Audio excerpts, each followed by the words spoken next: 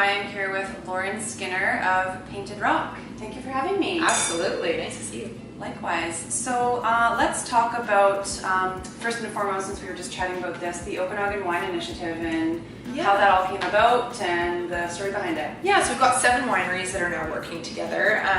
And really it came down to we kept finding ourselves on the road together. We would be at Provine, we would be doing initiatives in London, and you're seeing the same faces. And the great thing is when you're going internationally, one winery isn't going to be able to put an area on a map, but 7 wineries will be able to make a dent, and we hope to continue growing our membership. Yeah. We wanted to get started, figure out what we're doing, and then open it up to more members. But a few of our wineries have been over in London this week doing incredible things. They've had some dinners, and they're at the Canada House event in Trafalgar Square today.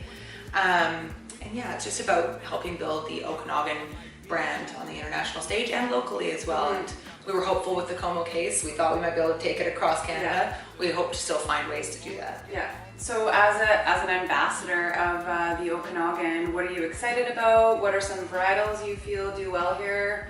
Oh, I think there's, the big thing about the Okanagan is I think, we need to be known for terroir specific. We have such a broad, beautiful valley that can ripen, everything from aromatic Rieslings down to big, bold reds. And a few of the key varieties I think are Chardonnay, Pinot Noir, which we don't grow, it doesn't work on our site, but Syrah and Cabernet Franc is a huge one. Yeah, I totally agree. So let's talk about some of the Painted Rock wines and the motivation behind the style that you're producing. Yeah, so the whole goal is to express our terroir and make the best wines we possibly can. We do have French varieties planted. We've got our 5 Bordeaux reds, our Merlot, our Cabernet Franc, Cabernet Sauvignon, Petit Verdot, and Malbec, as well as Syrah and Chardonnay.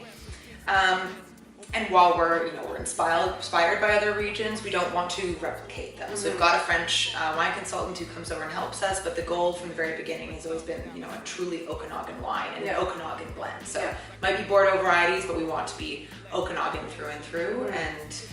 And yeah, that kind of is our guiding principle through everything that we do in the vineyard and in the winery. And we all know wines are made in the vineyard, so starts out there. Not really. In the Okanagan, it was thought not that long ago that people thought it was all about the winemaking. So I think we're just sort of like scratching the surface that it's about the vineyard, really. Yeah, obviously there's a balance. We've got an incredible team on doing our winemaking, and we couldn't do it without them. But I think the key thing that they're learning is that, not learning because we've done it from the very beginning, but initiatives start at the very beginning of the season. They don't start at the end when you're harvesting. It's about crop load, it's about canopy management. It really comes throughout the entire season, and you only see that result when you're in the winery. Well, and I think that there's a bit of a misconception as to what happens at a winery year-round. When I spoke with Bradley Cooper, he told me this super funny story about how someone asked, "Oh, you're a winemaker, so what do you do the rest of the year?" It is a misconception. There is completely, and everyone thinks there's an off season to it, and really there's not. Maybe you can take a bit of a break, and I guess our cellar team is lucky because we don't have a ton of whites, so maybe they don't have as busy of a springtime with bottling, but no, it's definitely full on all year round. Yeah, absolutely. So tell me some of your favorite food and wine pairings. Maybe mention the one that you just were sharing with me earlier. Oh, well, people always ask about, what do you pair each of the wines with? And for me, when I smell our Cabernet Franc, all I want is Italian pizza. It's got this beautiful, peppers and this black olive note, and all I think of when I smell it is I just want a really delicious Italian pizza.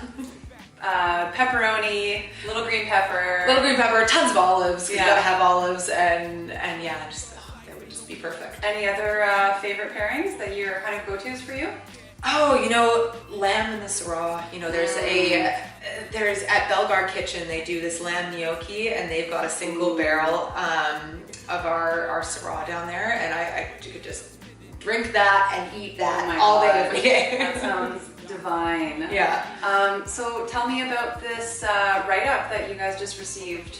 Yeah, so my dad has been doing a lot of international work. He's been traveling a lot, and recently he was in Bordeaux, and our wines are now available there. We've got an agent, and our wines are now at Le Chef Enfin, which is a famous Bordeaux restaurant, and their sommelier was recently interviewed in Le Monde, which is a French newspaper, and they asked him, recommended 3 wines, I should say.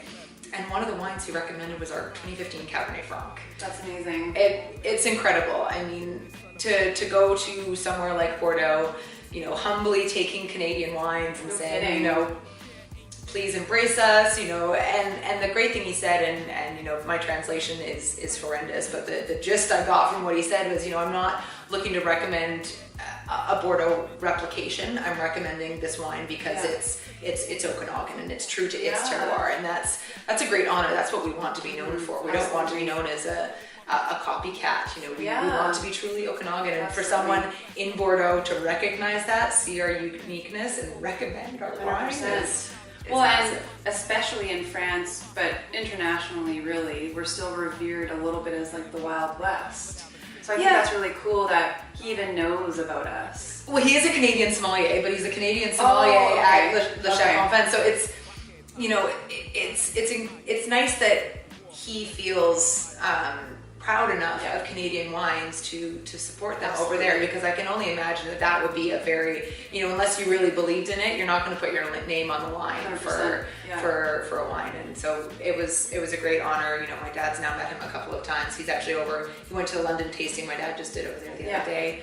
And it's that camaraderie you build around the world. And that's why we're working with the Okanagan Wine Initiative. That's why we're working with a number of wineries, because someone will come up at ProVine and say, John, I really want to try a Pinot Noir. Well, we don't make a Pinot Noir, but 50th Parallel does, Liquidity does. Or he'll say, no, I really want a sparkling. Okay, well, we don't do one, but Summerhill does, or Haywire does. Yeah.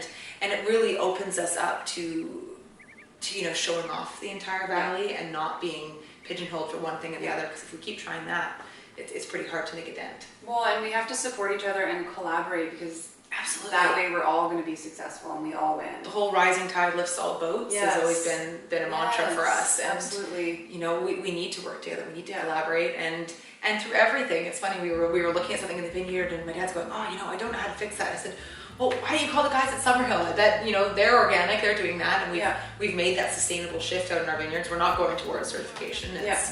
It's a whole lot of paperwork, and at this point we're just dealing with doing the right things for our property.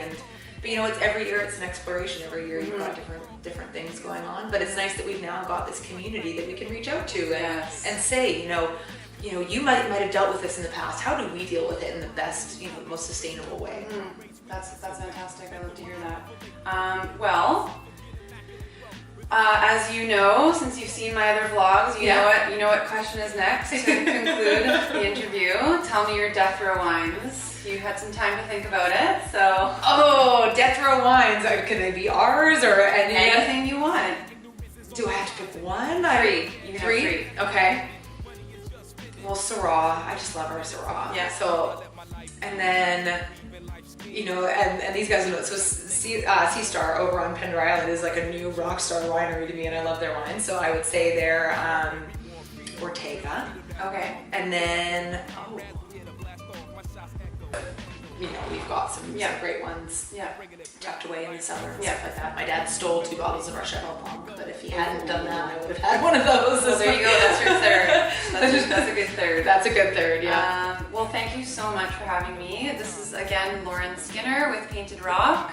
Definitely check out their wines. They're absolutely outstanding. And Laura with Silk and Coupe, thank you for tuning in. Cheers. Thank you. No crystal stare, we just here. Ignorance is on the rise, and niggas just don't care. Ain't fair how we living. Money is just spending. We need